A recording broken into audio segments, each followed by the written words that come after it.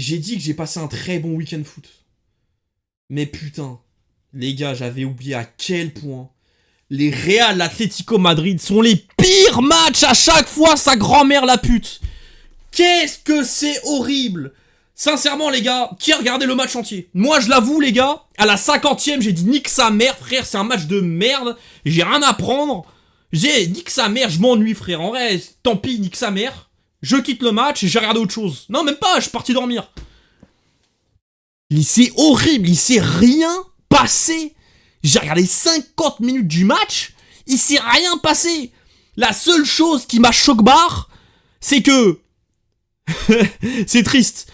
Julian Alvarez a quitté City pour être avant-centre et être titulaire, mais aussi être l'avant-centre titulaire d'un top club.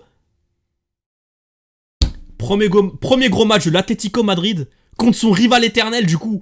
Tu vois, un match où l'attaquant, tu vois, il a du poids, tu vois. Il est censé avoir du poids. Il a joué milieu gauche pour couvrir Carvajal.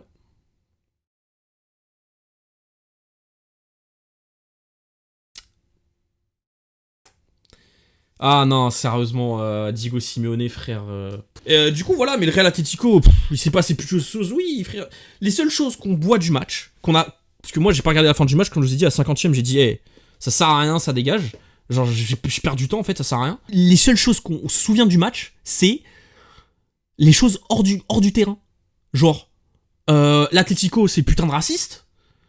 Ils mettent des masques pour insulter la daronne, enfin, pour des insultes racistes à Vinicius. Et on a vu tout ce qui s'est passé sur les réseaux sociaux, tout ce qu'ils ont fait, ces supporters de merde. Le truc dans les gradins. C'est les seules choses qu'on parle du match. Les seules choses.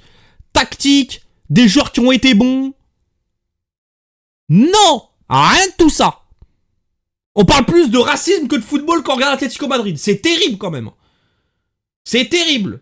Ah non, vas-y, en vrai je dis ça, j'ai un mode Atlético, mais frère, ce club, je n'en peux plus. Genre vraiment, je n'en peux plus, mais c'est insoutenable. Et moi, vraiment, hein, je sais que l'Atlético joue mal, mais je me dis, putain, vas-y, ça fait longtemps que j'ai pas regardé un match de l'Atlético. J'avais un peu oublié ce sentiment de... Ah ouais, genre de le regarder le néant quand tu regardes un match de l'Atlético. Oh mais hier, c'était une belle baffe de rappel. Hein. Oh là là. Et en plus, derrière, t'as le Real d'Ancelotti, où il cherche pas non plus à emballer le match, à pousser l'Atlético sur les cordes. Bah putain, mais quel match de merde. Oh ah, c'est le pire match de l'année. Et pourtant, les gars, j'ai regardé des matchs du championnat danois. Hein. J'ai regardé Silkeborg contre Midtjylland. Hein. Nord-Irlande, pardon.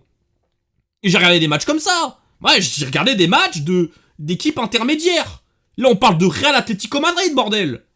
Il y a des limites. Même le match peut être un peu ennuyant. Mais tu vas voir des choses techniques et tout. Mais même techniquement, c'était à la ramasse totale.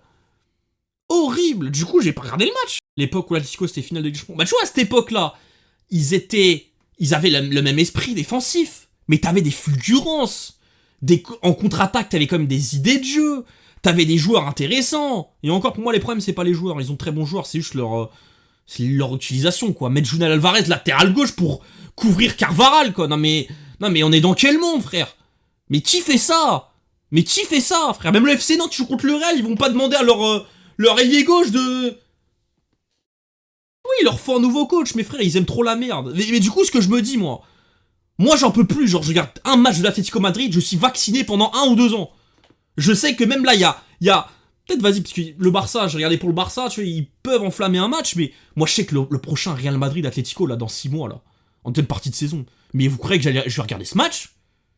Et la vie de moi, il y a tellement de belles équipes à regarder. Il y a du Monaco, il y a la Bundesliga qui est exceptionnelle, il y a du Marseille, il y a du PSG, il y a la Première Ligue. Qu'est-ce que je vais me foutre à regarder Real Atlético Madrid? Et même s'il n'y a pas de match, mais je vais jouer à la Play. Je vais me faire une game Fortnite. Je vais jouer à Sonic. Je vais faire un stream, je vais parler avec vous. Je vais jouer, je sais pas, je vais écrire une vidéo YouTube, j'ai d'autres choses à faire, je vais passer du temps avec ma copine. J'ai pas regardé Atlético Real Madrid. Mais je vous jure, je suis même en Ligue des Champions, les gars. Même en Ligue des Champions. Là, je vais regarder parce que Benfica joue contre l'Atlético Madrid.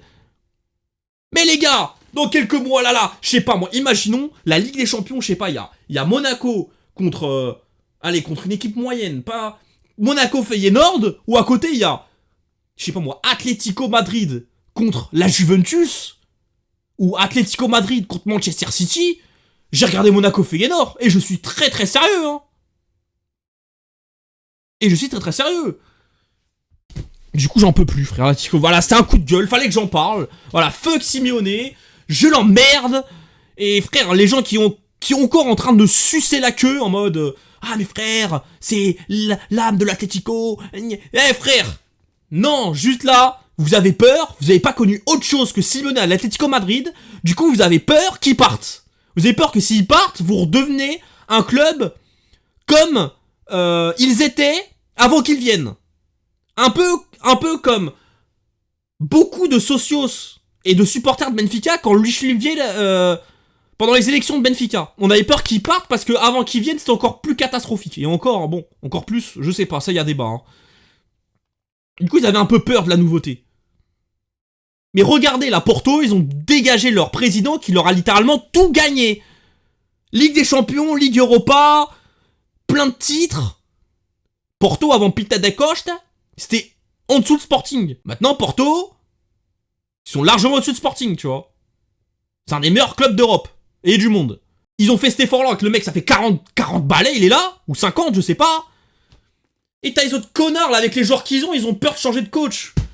Les frères, donnez-moi cet effectif avec un meilleur coach, mais ils peuvent faire des dingueries. Ils ont de très bons joueurs. Sans parler des joueurs qui sont dégagés parce que ça fonctionnait pas avec Simeone.